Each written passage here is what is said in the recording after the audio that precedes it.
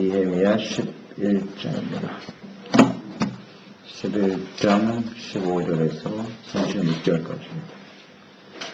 11장 15절부터 36절 읽겠습니다.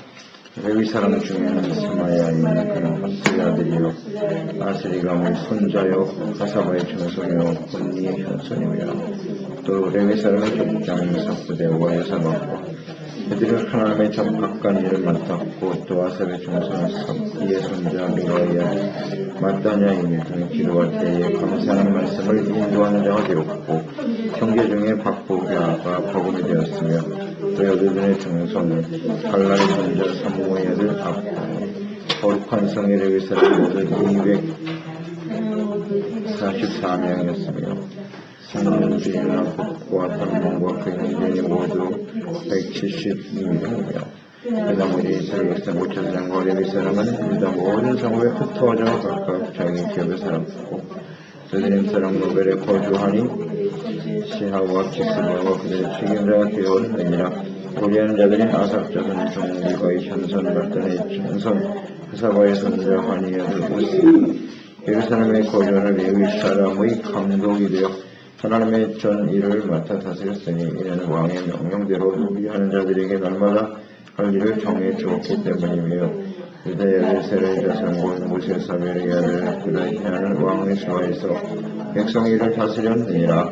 마을과 들로마르의 손의 일부는 기랏 아르바와 그 주변 동네들과 디본과 그 주변 동네들과 여갑스와 그 마을들에 거주하며 또 예수아와 몰라다와 베벨렉과 하산수알과 고엔수아와 그 주변 동네에 거주하며 또 젤락과 무고나와 그 주변 동네들에 거주하며 또 에덴문과 소라와 야르못에 거주하며 또 사나와 놀람과 그 마을들과 라기스와 그 들판과 아세가와 그 주변 동네들에 살았으니 그들은 브레시바에서부터 신놈의 곧자에까지 정망쳤으며 또 베냐민 자손의 게바에서부터 백마스와 아야와 헤델과 그 주변 동네들에 거주하며 아나도과 녹과 아나나와 하솔과 라마와 기타임과 하딕과 스고임과 스누발락과 로드와 오노와 장인들이 골짜기에 거주했으며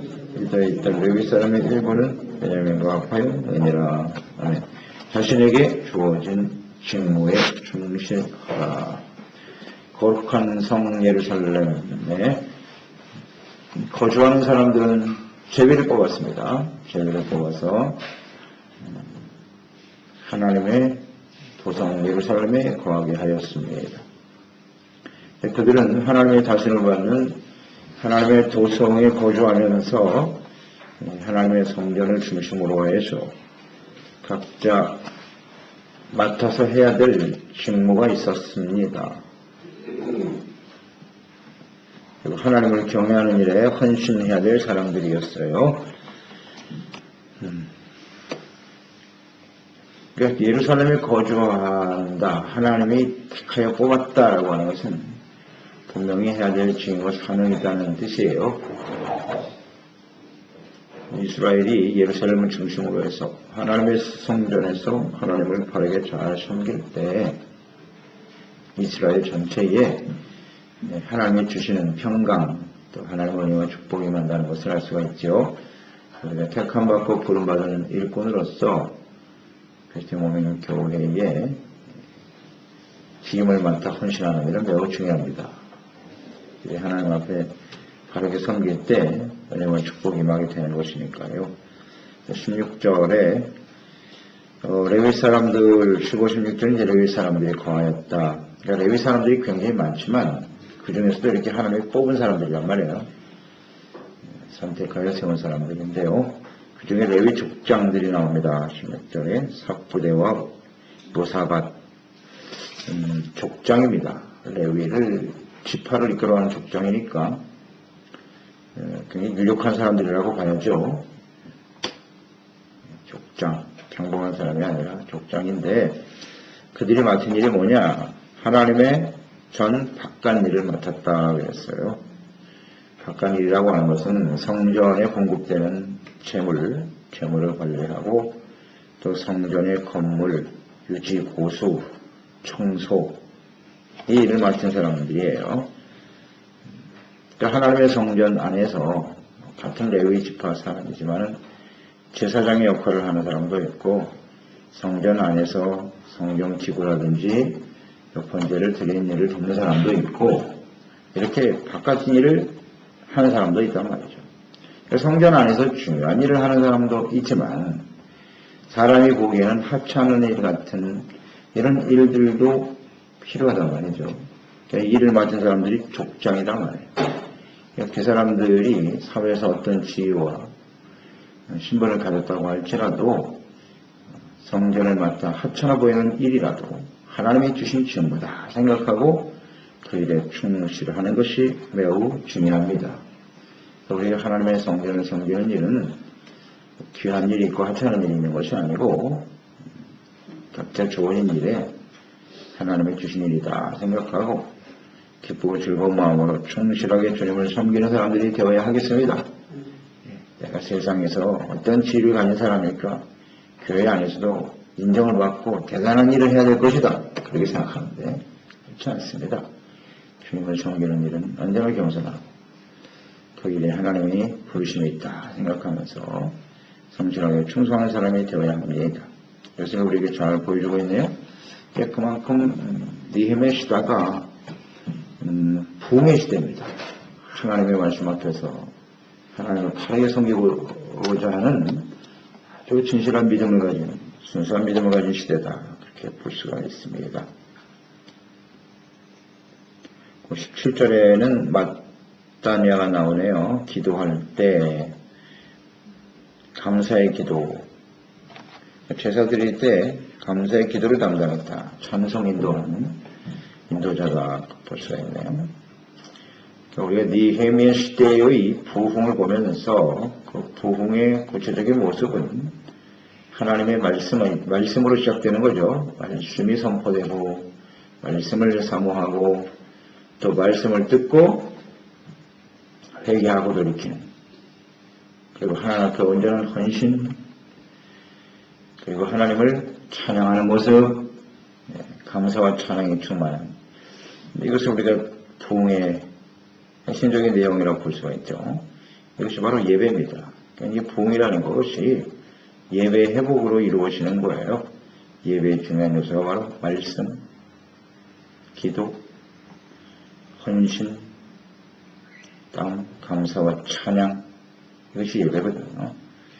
예배가 바르게 드려질 때 이제 하나님의 백성들은 하나님의 은혜와 축복을 받게 되는 것이고 그래서 언제든지 우리의 부흥은 예배 회복에서부터 이루어진다는 것을 명심하고 하나님 앞에 바른 예배자가 될 수 있도록 기도하고 깨어있는 사람들이 되어야 할 것입니다.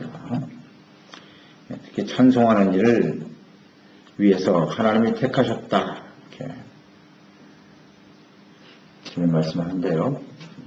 무엇보다도 우리가 하나님 앞에 찬송을 드리는 일은 하나님께서 택하신 백성들의 택하신 목적이다 이렇게 보면 되겠죠. 이사야서 43장 21절 이 백성은 내가 나를 위하여 지었나니 나를 찬송하게 하려 함이니라. 하나님이 택하시고 지으신 목적이 하나님의 백성으로 세우신 목적이 찬송이다 그랬으니까요. 찬송하며 감사하는 그곳에 우리의 모든 믿음의 모습이 참된 신앙의 모습이 들어있다고 보면 돼요. 감사, 찬양 안에 모든 것이 내포되어 있습니다. 그래서 우리가 하나님 앞에 영적으로 건강한 사람이냐 바르게 주님을 섬기고 있느냐 무엇을 보면 하십니다. 말씀에 대한 태도, 감사와 찬양을 드리는 태도를 보면 알 수가 있어요. 찬송은 우리를 하나님의 자녀 삼으신 목적이라고 생각하고 헌신하는 저희들이 되어야겠지요. 그럼 19절에 보면 성문지기도 나오죠. 성문지기 모두 172명이다. 성을 지키는 문지기. 문지기를 위해서도 또 하나님이 뽑으셨어요. 파수꾼 중요한 위치죠. 문지기의 책임을 감당하기 위해서 하나님의 제비를 뽑아 세우셨도다. 처럼 하나님께서 택하여 부르신 사람들은 하나님의 나라를 위해서 해야 할 일이 있다는 거죠. 이것을 잘 분별하고 깨닫는 것이 중요해요. 어떤 일이 더 귀한 일이냐, 이게 중요한 귀천, 이것이 문제가 아니고 자신이 해야 될 사명, 은사, 직분이 무엇인가를 깨달아야 되는 거죠. 그래서 성문지기를 위해서 하나님이 맡겨주신 일이다 생각하고 그 일에 감사함으로 충실하면 되는 것이에요. 그래서 오늘도 마찬가지입니다. 그리스도인된 교회의 안에 지체들은 다 하나님께서 택하여 부르신 사람들이고 또 나름대로 필요를 가지고 하나님이 주신 교회에 은사를 주시잖아요. 은사와 직분들을 주셔서 주님을 섬기게 하시는 것입니다. 그러면 그 일에 감사하는 마음으로 충실하면 돼요. 움직임은 어떻습니까? 하나님의 나라에 주님의 영광을 위해서 섬기는 일이라면 그것이 귀한 일이죠. 시편 기자들의 고백처럼 내가 세상에서 천날을 사는 것보다 하나님의 성전을 움직이로 살아가는 것이 더 가치 있고 귀하다. 저는 고백을 하게 되는 거죠. 주님을 섬기는 일은 귀한 일입니다. 그리고 20절 이하에 보면 이제 제비 뽑힌 자 외에 나머지 이스라엘 백성들이 각각 흩어지죠. 흩어져서 각각 자기의 기업에 거하였다 그랬습니다. 예루살렘에 거주하지 않아도 각자 기업의 토지에서 하나님의 백성으로서 열심히 일하며 살아가야 하는 것이죠. 이것을 보면 예루살렘에 모여서 제비 뽑아 하나님을 섬기는 백성들도 있고 또 흩어져서 살아가는 백성들도 있더라. 교회의 기능은 이 두 가지입니다. 모이는 것과 흩어지는 거죠. 모여서 함께 예배하고 주님을 섬기고 계속 얼마 있을 수 없잖아요. 나머지는 또 흩어져 세상에 나가서 거기서 주어진 일에 성실하게 최선을 다하면서 빛과 소금의 역할을 감당하고 많은 사람들에게 하나님의 영광을 나타내는 일을 해야 되겠지요. 흩어지는 것도 중요해요. 흩어지는 것. 거룩한 하나님의 백성으로서 하나님의 성전에 모여서 잘 예배드리고 은혜받고 용서받고 또 말씀으로 새롭게 되어 터져 세상을 변화시키는 사람들이 되어야 하겠죠. 25절 30절의 내용에 보면 흩어진 백성들이 어디에 살았느냐, 남방 산간지대, 평야, 골짜기, 헤브론 중심으로 해서 유다 지역에 흩어져 살아가게 되었다. 그러니까 이 흩어져 살아가는 사람들은 우리가 천행설에서 보았습니다만은 하나를 뽑힌 사람이 있고 뽑히지 않은 사람들, 서로 그 일에 대해서 누구는 뽑고 누구는 뽑히지 못하고 이런 모습으로 살아가서는 안 된단 말이죠. 그것 때문에 서로 원망하거나 그러지 않았어요. 처음에 묵상되었지만 당시 예루살렘에 거하는 일은 쉬운 일이 아니었다는 거죠. 아무 기업이 없어요. 예루살렘에는 기업이 없습니다. 하나님의 성전을 섬기는 일을 위해서 자신의 모든 것을 내려놓아야만 하는 그런 일이었죠. 그렇기 때문에 뽑히지 않는 백성들이 오히려 예루살렘에 거하는 사람들을 위해서 축복했다고 그랬어요. 그들에게 복을 빌어줬다 그랬거든요. 그래서 나머지 백성들도 말이죠. 삶의 여정에 자신들 주어진 삶에 충실히 열심히 하면서도 하나님의 성전에서 성에서 헌신하는 사람들을 축복하고 우리 그들을 위해서 레위인들을 위해서 주님을 섬기는 사람들을 위해서 열심히 일하여 또 헌신하고 이루어짐으로써 하나님의 나라를 견고히 세워져 가는 것이죠. 서로 간에 차이는 있을 수 있지만 목적은 같아요. 우리가 거룩한 하나님의 자녀, 하나님의 백성으로서 하나님을 바르게 섬겨야 한다라는 분명한 확신을 가지고 주님을 섬기게 되는 것이죠. 그것을 하나 될 수 있습니다. 그 마지막 30절에 보면은 레위 사람들이 베냐민과 합하여 거주하였다라는 말씀이 나오네요. 유다에 있던 레위 사람의 일부는 베냐민과 합하였는데 원래 레위 집파 사람들은 기업이 없지요. 하나님이 주지 않았습니다. 각자에게 흩어진 그 12지파에 소속된 그들이 이제 기업 일부를 주어 레위 사람들이 그곳에 거주하면서 흩어져 살았습니다. 레위 사람들이요. 흩어져 살아가게 하신 이유는 모든 이스라엘 백성들이 레위 지파는 거룩한 지파거든요. 하나님을 섬기는 거룩한 레위 사람들을 중심으로 해서 하나님의 거룩함을 본받고 거룩한 백성이 되도록 가르치고 삶의 본을 보이고 그대로 바르게 이끌어야 될 책임이 있는 사람들이 레위 지파입니다. 그들이 비록 뽑히지 못해서 주님의 예루살렘 도성에 있지 못하지만 또 하나님의 때가 되면 다시 들어가서 주님을 섬겨야 되는, 그러니까 모여서 섬기는 사람이 있고 흩어져 섬기는 사람이 있다는 거, 이것을 우리에게 잘 보여주는 거예요.